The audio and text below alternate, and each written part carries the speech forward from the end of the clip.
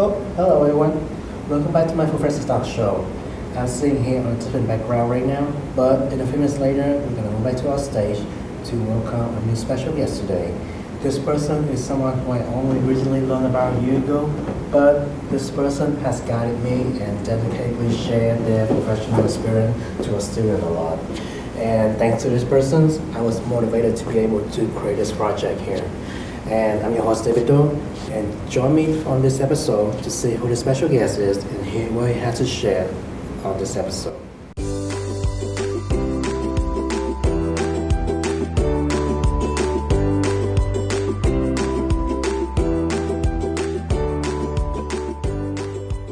Well, first of all, thank you, Professor. Thank you so much for taking the time to be here on this episode of Professor Stars. How are you doing, sir? I'm doing well. How are you? I'm doing good, thanks, awesome.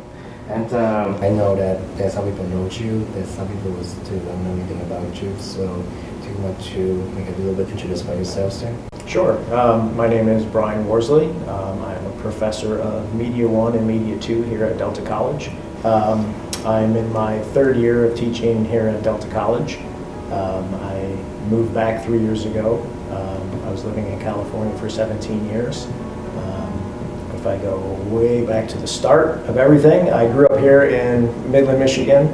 Went to Midland High School. When I graduated, I went to Delta College, where I earned my liberal arts degree. After graduating from Delta College, I moved down to Florida and attended the University of Miami, where I studied communications in a minor in creative writing. And then I stayed to get my master's degree in film production. After the 2 years for my master's, I moved to California, where I started work in production, working on reality TV shows, film sets, which segued into a job at Warner Brothers as a production management trainee, where I worked for about less than a year before I segued into marketing. I didn't think I was ever going to work in marketing. I had originally moved out to California to be a cinematographer, director, writer, and just kind of fell into marketing. I had a class in college with a professor named Fred Goldberg. He used to be the head of marketing at United Artists and MGM. He did the marketing campaigns for all the early James Bond movies, Rocky, One Flew Over the Cuckoo's Nest, just a lot of really cool things. And I had his class, 2 classes with him, where I learned about film advertising and marketing. So kind of had that in the back of my mind when I had moved out there, and then a job opened up in creative advertising at Warner Brothers, where I started as an assistant and worked my way up to senior vice president of creative advertising when I had finally left Warner Brothers in 2021. We had worked on probably over 30 movies in that time, doing theatrical trailers, TV spots, movie posters, billboards, bus shelters, anything that had any creative element of the film and the marketing, we were in charge of. During the pandemic, I decided to move back to Michigan with my family. And while I was still in California, I was thinking about what it was I was going to do when I moved back, and teaching was one of the things on my list. I had reached out to a lot of schools to see if they had any openings, and the only person that responded to me was Professor Wells. And we started talking, and an opportunity arose where I could come in and to teach Media 1 and Media 2 at Delta, which has been great to come full circle from graduating here and to now come back and teach. I've had other on and off jobs since I've been in Michigan. I was consulting with Amazon Studios for a little bit. I was working with Virgin Galactic for about a year and a half. I was working with another company called Concept Arts in Los Angeles, doing theatrical advertising as early as last year. And then a job opened up at the Great Lakes Loons for the head of marketing and entertainment. I love baseball, and I thought it was a good way to merge both creative advertising and my love of baseball. So I've been there for almost a year now. I love it. It's great, and still allows me the flexibility to teach here at Delta. And what inspired you to become a professor at Delta College? I've had a family history of teaching. My My mother was a teacher, my brother is a teacher, my sister's a teacher, just love of education and working with students. When I was in college and graduate school, I was a teaching assistant in a cinematography class. I enjoyed working with students and kind of teaching them and passing down my knowledge. So when we moved back to Michigan 3 years ago, it was one of the opportunities that I looked for to see if there was a teaching position available. And what is specific area of filmmaking that you're more passionate about? I love all aspects of filmmaking, other than audio. Audio is my least favorite, but I love directing, I love cinematography, I love editing, I love talking about movies. Lots of aspects, yeah. Can you say updated any latest trends or advancement in the film industry? If so, what is it? Yeah, it's changed a lot. Even when I started, it's changed a lot. It has gone from shooting on film to more shooting digital. I learned linear editing on a flatbed. I used to cut and splice film together to edit. Now it's all digital.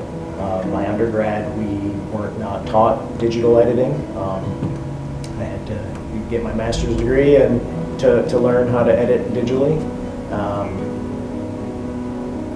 AI is now a big thing with filmmaking. Cameras, iPhones, more readily available. The things that cameras can do, that post-production can do, it's changed a lot. How do you incorporate industry trends with real-world practices into your teaching? Just being cognizant of what's going on and trying to stay up to date with everything that's happening. For example, Blackmagic has recently come out with a camera app for iPhones, which is kind of game-changing. It's a free app, and anyone who has an iPhone can use it, and your camera basically becomes a DSLR camera. You can change your ISO, your aperture, your f-stops. It's crazy. And just trends in general. I mean, content is, number one. It's social content, but also businesses are wanting content. I feel like being a content creator is more popular than ever before. When I went to school to study this, it was kind of, what are you doing? I think it's more acceptable now, and I just think that there's a lot more opportunities for content creators now than there's ever been before. Good. What impact have you had on student careers at Fletcher? I don't know what impact I've had on careers in 3 years. I've now had one set of students come through where I've had for both Media 1 and Media 2, so it's nice to see where they have gone from here. I had one student who just won a documentary contest for the work that he had done in one of my classes, which was really cool to see. I've also got a couple of students that are going to come on and work for the Great Lakes Loons this year, which is exciting.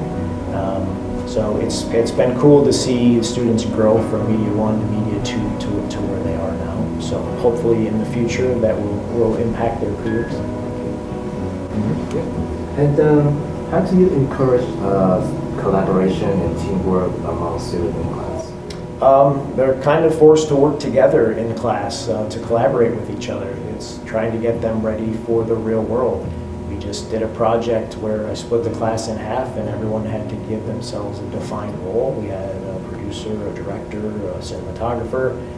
They have to learn to work together, and it's creative. Creativity is subjective, and so working together can be difficult sometimes in a creative space, but to work in this field, in this industry, you have to collaborate. You have to know how to work with other creative people. So just kind of make that part of the class, and a lot of the projects that we do. When I first started doing it, it was a lot of solo projects, and now I've kind of incorporated more group projects into the mix. I see. If that's so, can you describe a time when you overcame a significant challenge when you're teaching as a role of a professor? Each class is different. Each class offers different personalities and different types of students. Some students are more advanced than others. A think the biggest challenge to date has been to try to teach a class that's both compelling for students who are just learning and some students that are more advanced. Try to tailor the class to help both of those students. It can be hard, it can be overwhelming if you're not accustomed to the technology, you've never used it before, and it can also feel boring if you are someone who understands cameras, understands editing coming in. So it's trying to find that balance in class has probably been the most challenging. And how can you address challenges of teaching students with diverse backgrounds and skill levels? It's just trying to meet them on their level. It's if somebody does not have as much experience, I try to find extra tutorials that they can do on their own time. I'm always of the mind that you learn faster when you are physically doing it. For me to stand up in front of class and show people how to edit something, I don't find very successful for a lot of students. So it's just getting them to do their tutorials on their time, learning. It's like with anything, the more you practice, the better you're going to get at it. So with the students that struggle a bit more, I try to give them more work. And for the advanced students, I try to give them more advanced work, more advanced techniques, other projects that they can do to help further themselves as well. That's good to know. Do you prepare for students for the challenges that they may face in the film industry? Yeah, just trying to prepare them for the real world, whether it's, being on time with assignments, treating those like deadlines. I like to talk to the class that I'm the client, and they're the ones creating the project for me.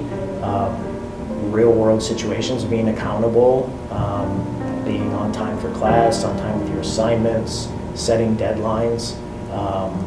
Also care for equipment. Equipment's expensive.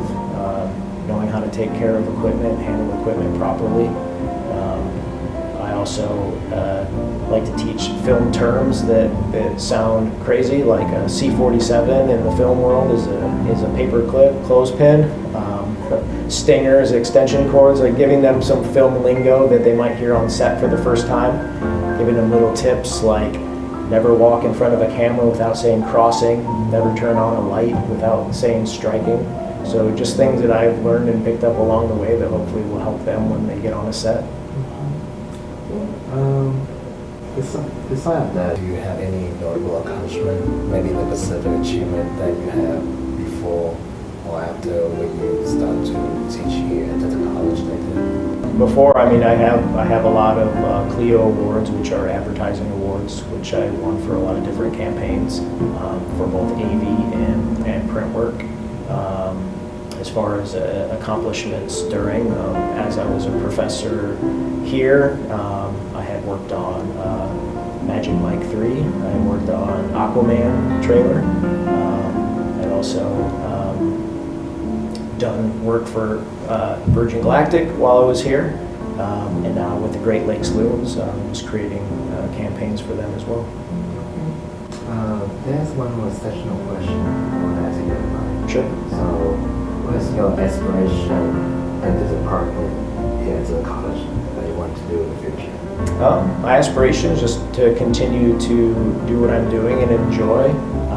I would love it if some specific classes open up sometimes. I got to teach screenwriting one semester, which I really enjoyed. If that opportunity opened up again, I'd like to teach that again as well. But no, just continuing to teach and enjoy what I'm doing.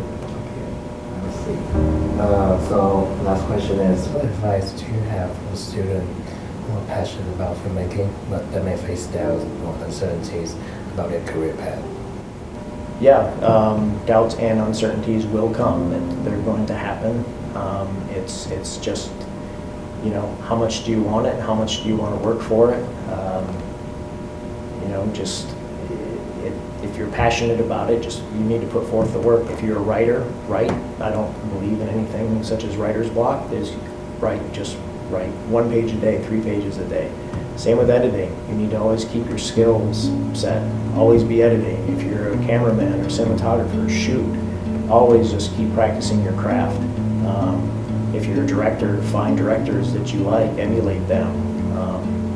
Lots of directors emulate other directors, so find the ones that you like and study their work, read scripts, just be a student of what you're passionate about, kind of like a lifelong learner, I guess.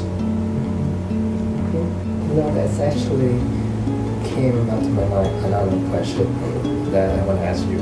You're taking on a filmmaking class, but they're not very pursued into that field or career. So what do you think are some benefit of those students when they take the class like that? I think just to have a creative outlet. I think this is good for people.